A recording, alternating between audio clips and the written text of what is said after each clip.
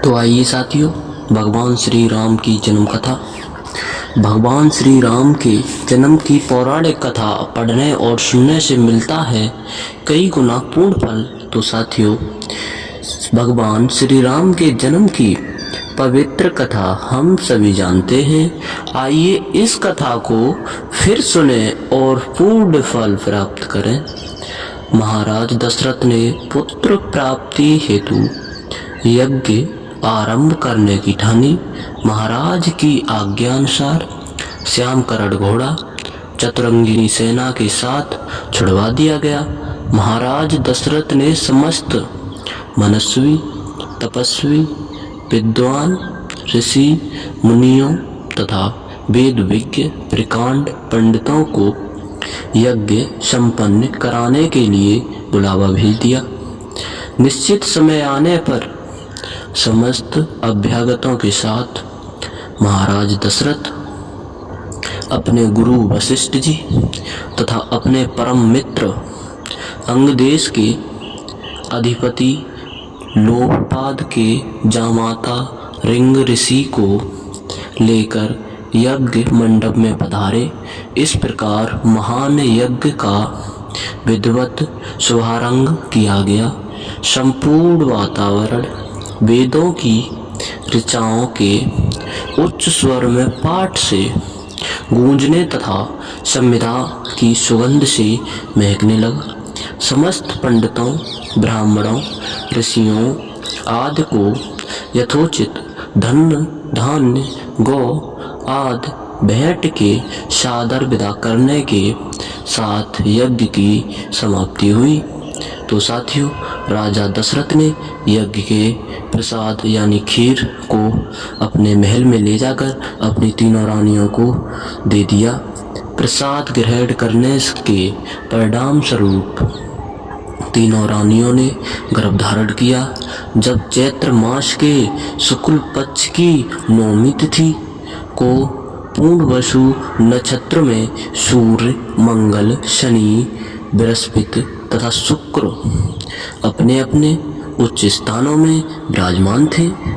करक लगने का उदय होते ही महाराज दशरथ की बड़ी रानी कौशल्या के गर्भ से एक शिशु का जन्म हुआ, जो कि राम थे, जो कि नीलकर्ण चुंबकीय आकर्षण वाले अत्यंत तेजोमय, परम कांतिमान तथा अत्यंत सुंदर था। उस शिशु को देखने वाले देखते रह जाते थे। इसके पश्चात शुभ नक्षत्रों और शुभ घड़ी में महारानी कैकेयी के एक तथा तीसरी रानी सुमित्रा के 2 तेजस्वी पुत्रों का जन्म हुआ। संपूर्ण राज्य में आनंद मनाया जाने लगा। महाराज के 4 पुत्रों के जन्म के उल्लास में गंधर्व गान करने लगे और अप्सराएं नृत्य करने लगी।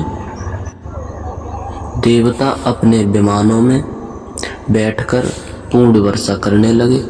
महाराज ने उन्मुक्त हस्त से राजद्वार पर आए भाटचारण तथा आशीर्वाद देने वाले ब्राह्मणों और याचकों को दान दक्षिणा दी। तो साथियों, पुरस्कार में प्रजाजनों को धन धान तथा दरबारियों को रतन आभूषण प्रदान किए गए। चारों पुत्रों का नामकरण संस्कार महर्षि वशिष्ठ के द्वारा किया गया तथा उनके नाम थे, देखो सुनिए आप गौर से, रामचंद्र, भरत, लक्ष्मण और शत्रुघ्न रखे गए। आयु बढ़ने के साथ ही साथ रामचंद्र गुणों में भी अपने भाइयों के आगे बढ़ने तथा प्रजा में अत्यंत लोकप्रिय होने लगे। उनमें अत्यंत विलक्षण प्रतिभा थी, जिसके परिणाम स्वरूप अल्पकाल में ही वे समस्त विषयों में पारंगत हो गए।